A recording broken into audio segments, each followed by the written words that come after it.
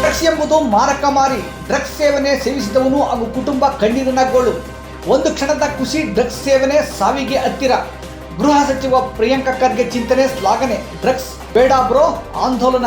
ಚನ್ನಪಟ್ಟಣ ಪೊಲೀಸರ ಅರ್ಥಗರ್ಭಿತ ಕಾರ್ಯಕ್ರಮ. ನಮಸ್ಕಾರ ಪ್ರಿಯ ವೀಕ್ಷಕರೇ, ಸಂಗ್ರಾಮ ಟಿವಿಗೆ ಸ್ವಾಗತ. ನಾನು ನಿಮ್ಮ ರಮೇಶ್ ಅಕ್ಕೂರ್.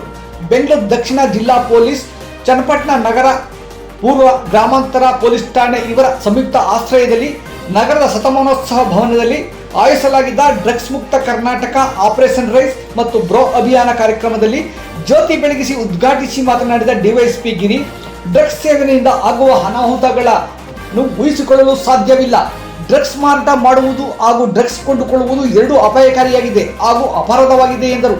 ದೈಹಿಕವಾಗಿ ಮಾನಸಿಕವಾಗಿ ಅನಾರೋಗ್ಯವನ್ನು ಸೃಷ್ಟಿಸುವುದರ ಜೊತೆಯಲ್ಲೇ ದ್ವೇಷ, ಅಸೂಯೆ, ಅಪರಾಧ ಕೃತ್ಯಗಳನ್ನು ಡ್ರಗ್ಸ್ ಪ್ರಚೋದಿಸುತ್ತದೆ ಎಂದು ತಿಳಿಸಿದರು.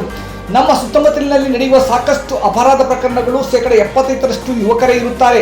ಅದರಲ್ಲಿ ಇವರಲ್ಲಿ ಸಾಕಷ್ಟು ಮಂದಿ ಡ್ರಗ್ಸ್ ಸೇವಿಸುತ್ತಾರೆ ಎಂಬುದು ಗಮನಾರ್ಹ ಎಂದರು. ಗೃಹ ಮಂತ್ರಿ ಪ್ರಿಯಾಂಕ ಖರ್ಗೆ ಅವರ ಆದೇಶದಂತೆ ಬೆಂಗಳೂರು ದಕ್ಷಿಣ ಜಿಲ್ಲಾ ಪೊಲೀಸ್ ವರಿಷ್ಠಾಧಿಕಾರಿಗಳಾದ ಶ್ರೀನಿವಾಸ್ ಗೌಡ ಹಾಗೂ ಸಹಾಯಕ ಜಿಲ್ಲಾ ಪೊಲೀಸ್ ವರಿಷ್ಠಾಧಿಕಾರಿಗಳಾದ ರಾಜೇಂದ್ರ ರಾಮಚಂದ್ರಯ್ಯ ರವರ ಮಾರ್ಗದರ್ಶನದಲ್ಲಿ ಕಾರ್ಯಕ್ರಮ ನಡೆಯುತ್ತಿರುವುದಾಗಿ ತಿಳಿಸಿದರು. ಈ ಸಂದರ್ಭದಲ್ಲಿ ಸಂಪನ್ಮೂಲ ವ್ಯಕ್ತಿಗಳಾಗಿ ಜಿಲ್ಲಾ ಅಪರಾಧ ದಳ ಪರಿಶೀಲನಾಧಿಕಾರಿ ಶ್ರೀಕಾಂತ್ ಡ್ರಗ್ಸ್ ಬಗ್ಗೆ ಹಲವಾರು ರೀತಿಯಲ್ಲಿ ಉಪನ್ಯಾಸ ನೀಡಿದರು. ವೇದಿಕೆ ಮೇಲೆ ಆಪರೇಷನ್ ರೈಸ್, ಡ್ರಗ್ಸ್ ಬೇಡ ಬ್ರೋ ಸ್ಟಿಕ್ಕರ್ಗಳನ್ನು ಬಿಡುಗಡೆ ಹಾಗೂ ಆಟೋಗಳಿಗೆ ಸ್ಟಿಕ್ಕರ್ಗಳನ್ನು ಡಿವೈಎಸ್ಪಿ ಗಿರಿ ಅಂಟಿಸಿದರು.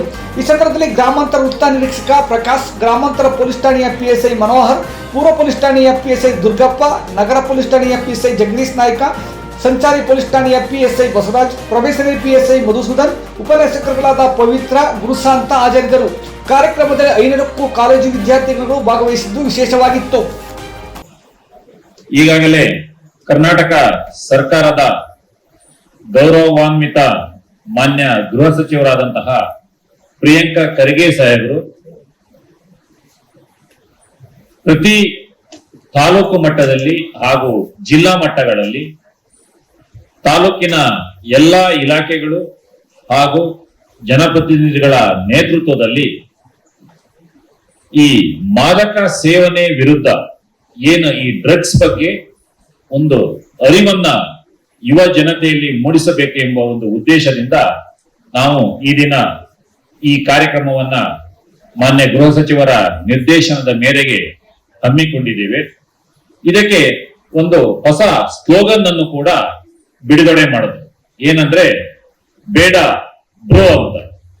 ಅಂದ್ರೆ ತಮ್ಗೆಲ್ಲ ಗೊತ್ತಿದೆ, ನೀವೆಲ್ಲ ಯುವಕರು, ಬಹುಶಃ ನೀವೆಲ್ಲ ಕೂಡ PUC ವಿದ್ಯಾರ್ಥಿನಿಯರು ಮತ್ತು ವಿದ್ಯಾರ್ಥಿಗಳಂತ ನಾನು ಅನ್ಕೊಂಡಿದ್ದೀನಿ. ಎಲ್ಲ PUC ಅಲ್ವಾ?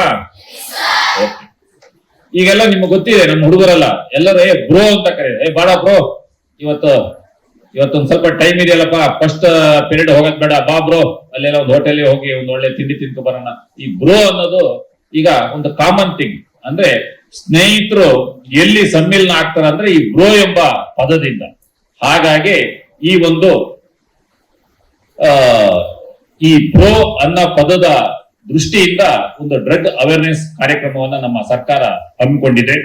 ನಮ್ಮ ಈ ಕಾರ್ಯಕ್ರಮಕ್ಕೆ ಆಗಮಿಸಿದಂತಹ ಸೋಕೋಟಿಮ್ನ ಹಾಗೂ ಗ್ರಾಮೀಣ ಠಾಣೆಯ ವೃತ್ತ ನಿರೀಕ್ಷಕರಾದ ಪ್ರಕಾಶ್ ಅವರೇ ಹಾಗೂ ಎಲ್ಲ ಠಾಣೆಯ ಸಬ್ ಇನ್ಸ್ಪೆಕ್ಟರ್ ಅವರೇ ಮತ್ತು ನನ್ನ ನೆಚ್ಚಿನ ಈ ತಾಲೂಕಿನ ಪತ್ರಕರ್ತ ಬಂಧುಗಳೇ, ಅದೆಲ್ಲಕ್ಕಿಂತ ಮುಖ್ಯವಾಗಿ ನಮಗೆ ಈ ಕಾರ್ಯಕ್ರಮ ನಡೆಸಲು ಅನುವು ಮಾಡಿಕೊಟ್ಟಂತಹ ಪದವಿ ಪೂರ್ವ ಕಾಲೇಜಿನ ಮುಖ್ಯಸ್ಥರೇ ಹಾಗೂ ಎಲ್ಲ ವಿದ್ಯಾರ್ಥಿನಿಯರು,